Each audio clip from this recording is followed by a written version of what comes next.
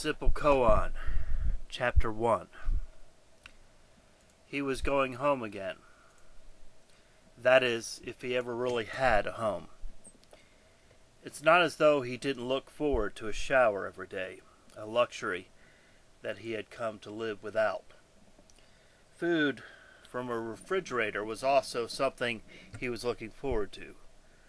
Food that wasn't found in the dumpster behind Winn-Dixie. It wasn't as though he didn't appreciate his parents allowing him back at the ripe old age of 29. Hell, just 4 years earlier, 4 very, very long years, his mother had told him that she never wanted him in her life again. He didn't blame her. She had had enough. Enough of his drinking and stints in jail. But now, after 4 years, she was willing to make an exception. He was sober again. A sobriety that was bitterly won as he succumbed to the influence of an insane cult leader. He had been chosen, that leader had told him. For 4 years he was part of the family. To truly understand this man, or any man, we must go back to the foundation, his childhood. He was not a happy child. He was very much alone, and he knew it. Looking back, his childhood was something almost existential. Did that boy still exist within himself? Did he ever really exist at all? When he looks back, he sees a great span of time in his mind, the silence, the emptiness, the hours that stretch back into infinite space.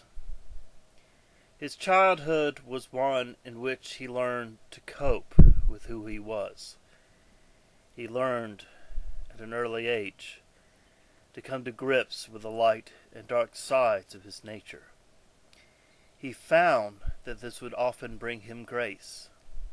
Now, sometimes he finds himself falling back into the void, embracing that nothingness. Sometimes he believes it is the only thing that keeps him sane. Childhood relies on being a credulous monster. He was no exception. He believed not because he was told to, but because not believing was a fearful thing. He couldn't imagine locking away his thoughts of God, of the devil, back down deep into his mind, where they would never see the light of day. He believed as a child believes, viscerally, down deep, without rational explanations. Despite this, he had his doubts. One of his oldest childhood memories is praying to God to prove to him his existence. After his prayer, he heard a creak, a groan, a door opening. God did this, he thought, in the manner that a child can understand. He opened poor Saul's bedroom door that day. The door to his room opened upon the door to his life. Mystical was something that he was before he even knew that word. To him, the angels, the demons that inhabit this earth were well known. They were friends, if not always friendly. Time separates us from true memory, but he can still believe that the questions he had then, the questions of good versus evil, the questions of the nature of God, were substantive. No one could answer these questions, he would find out, but that the asking of the questions themselves were in effect bringing him closer to the truth about who he was and what he became. Questions that reveal the innermost secrets of who we truly are. And what is that, he still asks? What are we really? We, he knows, are nothing. Before enlightenment, chop wood, carry water. After enlightenment, chop wood, carry water. Memories stretch back only as far as you are willing to believe. Believe that those memories are real, are your own, not fabricated through time and space. He remembers the tornado that ravaged his southern town, the place he called home. This he labels as his oldest memory. That one was in the early 70s, 74 maybe. The fear that his mother felt. Growing up in the Northeast, Philadelphia, she had never experienced something quite like this. He remembered her fear. But to him, it was a fun time, spending hours in the neighbor's basement, sitting in a tub with a neighbor girl. She would become his first girlfriend at the ripe old age of 5. But April showers and the fear found in his mother's face was not what shaped this boy. It was in the everyday that made him the solitary figure that he would grow up to be. For instance, he could still remember the time when his two friends, angry with each other, literally played a game of tug-of-war with either side of him, trying to pull him into their respective camps, yanking his arms until he feared that they would hurt him badly. He would have none of it. He told them to work it out. He was both of their friends, or he was neither. He then walked off for a time. So often now, when he thinks of this time in his life, minutes stretch into formless eternal mass. Later, his two friends came back to tell him that they were no longer contentious. They had worked out their problems in order to gain back the friendship of the boy. In that moment, something changed in Saul. He told them to leave him alone. Despite his former admission that he would play again if they became conciliatory, he dismissed them from the afternoon play. He dismissed them both from his life. He learned what no amount of fear or torrential winds could teach him. He learned that it was all right to be alone.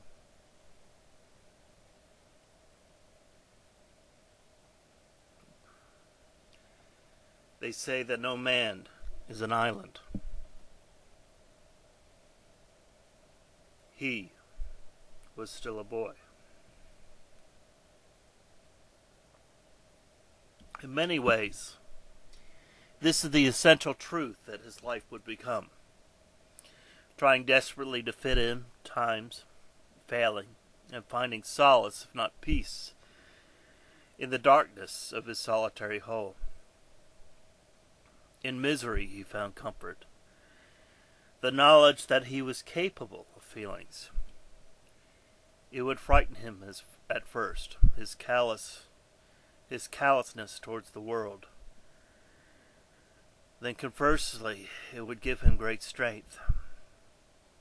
He drew upon his ability to be dismissive of others.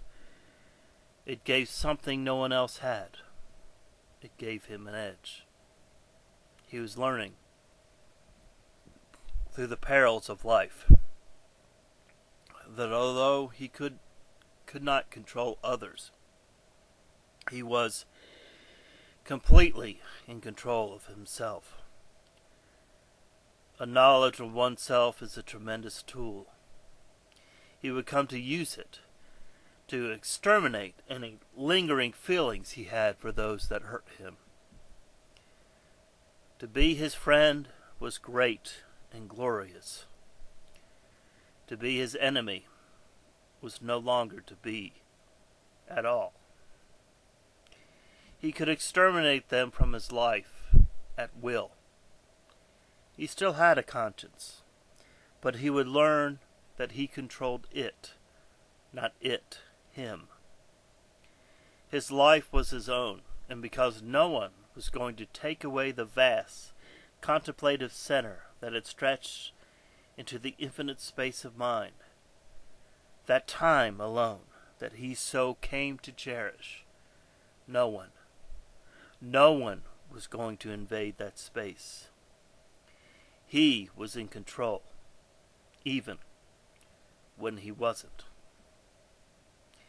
His religiosity guided him through the tough times, let him justify his failures, and gave him a weakness to make up for his lack of conscience. What it definitively did not do was to answer his questions. While other children would think about girls' homework and whether they were falling short of their parents' expectations, Saul tried to square the circle that was and is the Christian doctrine. One thing that would trouble him, have him drift into daydreams and spend many a sleepless hour in bed, was the doctrine of the fall of Lucifer. How could a being that was created to serve God rebel against him? Why did he do it? If Lucifer was created perfect, how then was iniquity found within him? The Episcopal Church, being a standard-bearer not unlike any other church, could not answer these questions. Quite frankly, he was afraid to ask. As he grew and became more precocious, he found his voice. The pat and usually angry answers he received would drive him back into the well-worn nook that he had created in the back of his mind. He was becoming quite a recluse, but as the world would always seem to do, it found its way back into his life. It seemed to him that he suffered abuse from every corner. There was nothing wrong with the kid, at least nothing that wasn't wrong with any kid. They couldn't draw himself out to be a part of the class, the den, meeting, the carpool. Life, real life, terrified him more than his silent, secret space. He was fast becoming the pariah of his school. It didn't seem that anyone liked him, and these were the days before teachers became interested in self-esteem. If anyone had spoken to him about how he was shutting himself out, he would have probably agreed. Everyone, it seemed, knew how to play the game. The game, however, he had looked deep within his own motivations, deep within his own desires, was not a game he was interested in playing. As time went by, his quest to block the world out, he became more and more an expert at camouflage.